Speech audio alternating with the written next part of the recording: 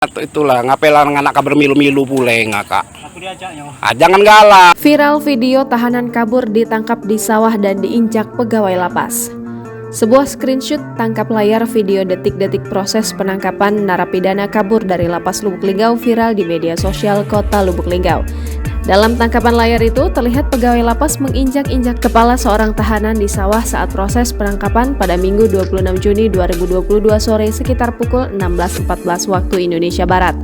Diduga dalam video ini narapidana yang ditangkap petugas yakni Didik Herliansyah alias DH.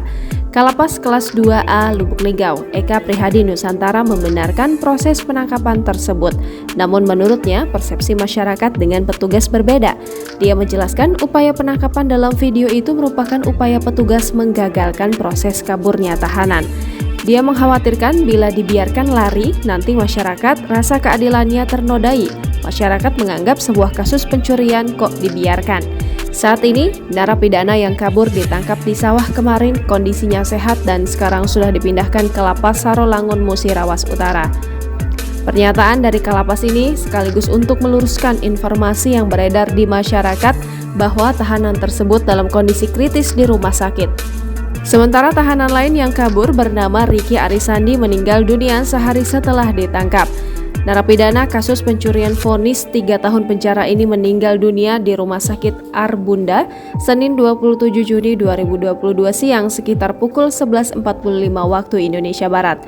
Ricky meninggal dunia karena menderita luka memar di bagian kepala sebelah kirinya setelah terjatuh dari plafon saat berupaya kabur.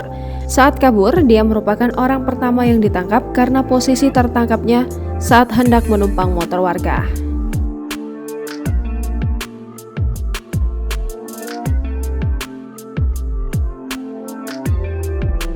Kemudian informasi yang lari berapa? Tiga Ya. Mencoba itu kan 2, ketangkep 2, kan gitu digagalkan 2.